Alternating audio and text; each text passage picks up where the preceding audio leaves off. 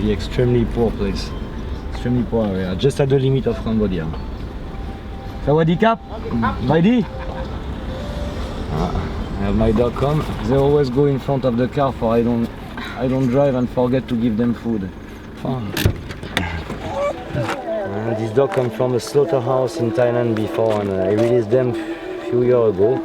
So they are afraid, they are scared of people. It's hard for them to trust.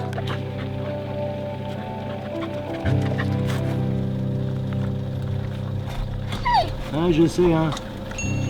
Papa look, Papa check.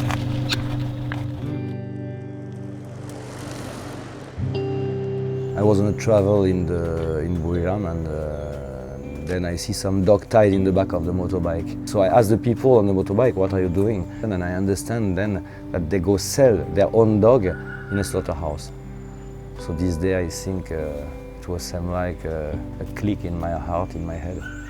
So I cannot go back my country, I have to help this dog. It was really hard, and all the people was telling me, you're crazy French, you dream, you will never ever can change anything about this. Nobody can hit a dog in Thailand now, so why not in Cambodia? When you have to open the door of 40, 50, 60 slaughterhouse, you have hundreds, thousands of dogs in the street. And it was dogs we were trying to release. I have in my home 53 dogs, most of them come from the meat trade in Thailand before. Then we begin to feed the dog around, to put in some area, some huge pack of food for the dog can eat every day. And take whoever dog I can reach and bring them to foster house. So I find some Thai people, I give them some rice, and they just keep the dog with them. I give food every day, I give medication, I vaccine, I take care of everything. So we still have around 400 to 600 dogs to feed and take care every day from the meat trade before. We have around 200,000 or 300,000 stray dogs. So it's a huge problem. We are unable financially to take care of all these dogs, so we take care of the more bad. When people call me or ask me, I can take care of this dog, but I cannot feed every dog around. But I take care really specifically the dog from the meat trade before. And now we're fighting in Cambodia and try to do the same in Cambodia. Don't know what happened in the beginning, but now the mago eat is fresh. So we will have to treat this. กินน้ำ กินน้ำ Yeah. Okay. กิน กินนมด้วย กินนม okay.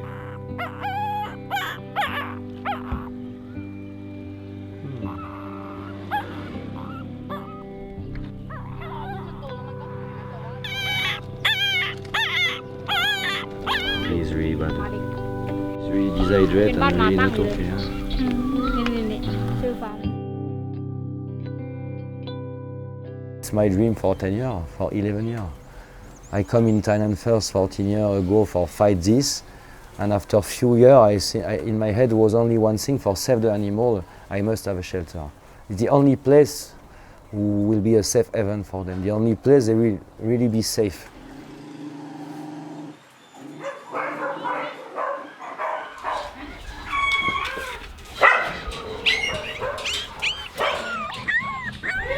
I'm just getting these week-old puppies to suckle because as much as Mum likes to think she's doing it right, she sits up, so you have to make sure that you lie her down and attach them on because they get dehydrated really quickly. The mum was taken from the meat trade. She was pregnant. They were planning to kill her while she was still pregnant. As soon as she came here, she gave birth. We've got 6 beautiful babies, and hopefully they're going to do really, really well here. The meat trade is a really, really scary thing, but the dogs are just so forgiving, so forgiving.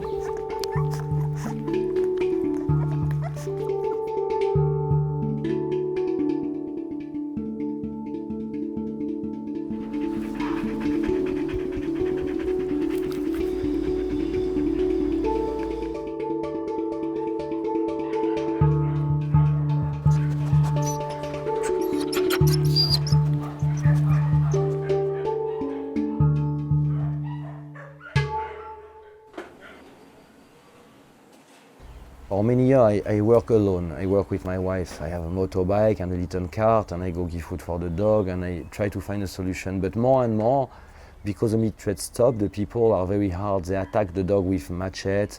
They poison the dog in the street, so we cannot continue to let this dog in the street. We have to remove them from the street. We also see the government poison sometime in the city. My friend, my family in the SOA, you know, in the Sound of Animal, say, okay, we try. So we do a first fundraiser, and we reach around half the money. We have a big donator, Rod Parafray, who is an industrial in England. He have a big heart for animal, and one day he come, he say, okay, I buy the land for you. So he pay for the land. We use the part of the money from the donation for begin to build the two first kennel. And then 2 kennel is only few dog. So Marcella, Stanley, everybody do little fundraiser. Everybody and take on their own money, I take my own money. We put everything together for build a big unit. Rod came back, and he have a lot of heart for the animal. We have also a lot of people around support us. If we can complete this shelter, every dog will stay there. Then I can fight more in Cambodia. This area here is going to be the quarantine area, and they also have a play area as well, away from the other dogs. I think it's a great thing to give something back. Like, I'm not a rich person, but I'm comfortable. When I don't have any work and I've got the money, away I'll go. This is my playtime because I can do it at my own pace and help these guys do it right. I think that's more important.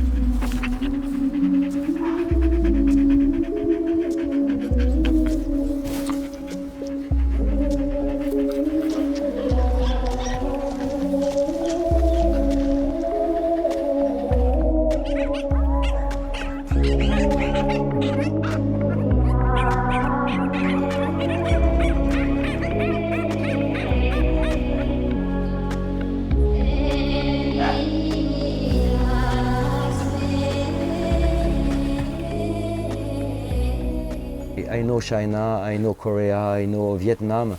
For me, the more hard place is Cambodia. Every little village, every little place have a slaughterhouse. And the way they kill the dog, the way they keep the dog, the way they behave with the dog is the more hard in the world. Have no law for help the animal, have law for protect the butchers. And we begin to have a door open in Cambodia. The government begin to listen what we say. They give us the authorization to work in Cambodia. They don't do with a lot of organization. They see you are not there for a war, you are there for discussion. They don't want the world look at them as monsters. They are just killing dogs for win money a lot of time. Because they have families, they have no money. It's very, very poor area. Sometimes I ask them to keep a dog for me. I say, okay, I can save this dog, but I have no place for take this dog in my shelter. So can you keep this dog for me? I will pay for the food, I will vaccine, pay for the medication, but I need this dog be healthy, same like my dogs. I ask the children to take care of this dog, so give water, give shower, give food. I show them how to cuddle a dog. And the children love the dog. Then the father who is killing the dog is touched by the heart from their children. A lot of time for this reason they begin to accept to give up some dog. I cannot pay a dog for a slaughterhouse because I will give them money for buy a lot more. It's very hard. We cannot rescue every dog in Cambodia. I have millions of dogs. So I'm happy always to take some dog to show the world, save some life and show the world what happened there, for the world help me. It's always very, very hard to let one dog in the back. And it's not, I cannot explain. But with years, I think I'm more and more sensitive on this. So I try to don't think, I try to focus on the dog I save, and I try to make them live.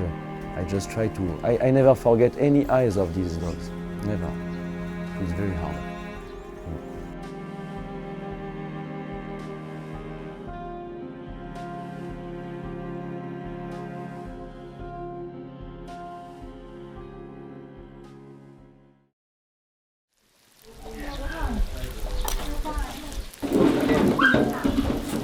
My name is Pet. I work in the Sound of Animal.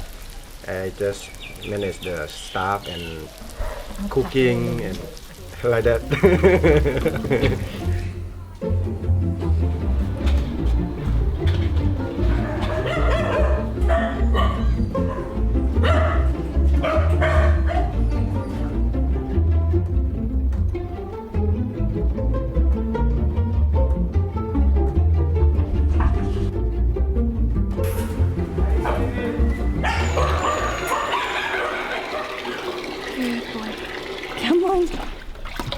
sorry, baby, I'm sorry.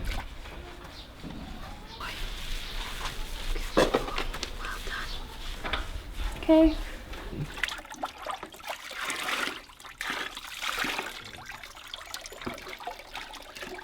We have to pay the vet, costs a lot of money every week because we have so much dog injured and sick. We have to pay the food, 470 kilo a day. It costs a lot of money. The medication for the dog, we have a little clinic there. We have to pay electricity, the staff. We need a lot of volunteers. We have only 3 girls in the shelter from Thailand and 1 girl come in the car with me. So it's 4 girls for around 1,000 dogs. It's not enough, so we have 4 volunteers that are working very hard. And if they are not there today, I think a lot of dogs are in trouble, and we are in trouble. She was attacked with a machete. Good girl. Well done. Well done. We've just been travelling around Southeast Asia for the last few months. Heard about this place and they said they urgently needed help, so we thought we have to go and do this. Good girl. It involves feeding, watering, especially at the moment with the heat, lots of water. Also asked to take care of some of the medication for the dogs. It's something I've never ever thought of myself doing, but Michael has this way of making you believe that you can do it.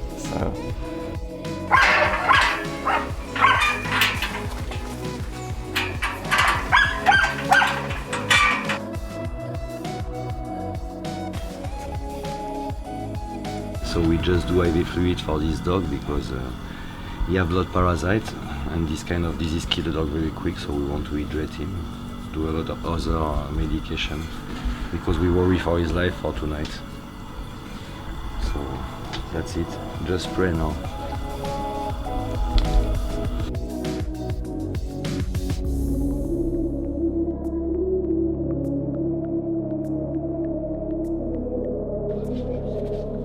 I be raised in a family, a vegan family. I think they teach me compassion, only this. I love the children, the animal, the old people. I begin to have problem to love humanity because I see them do a lot of things, but everything cannot protect themselves, we have to help them. And the animals are in my heart. I'm not able to live without them. I live for them. I will give antibiotic 2 shots for help for reduce the bacteria. Mostly it's about just giving them love and affection and getting them used to being around people. Love my job here with the dogs. It's the best. It's tiring and it's dirty, but everything's just perfect. It's just perfect. The dogs are so worth it. They love you unconditionally.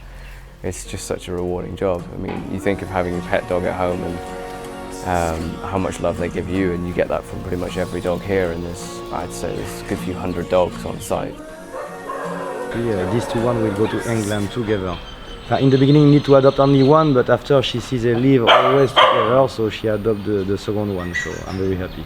I'm very happy. My plan in the next year is to complete this shelter for opening a new one in Cambodia, and also open a shelter for the children. Because we think if we open a shelter for the animal and the children together, we will educate these children to understand that we can have compassion for the dog. And if a child grows up with this, he will not let his parents, he will not let other people harm. Then we win the fight. We don't have to fight, the children will fight for us.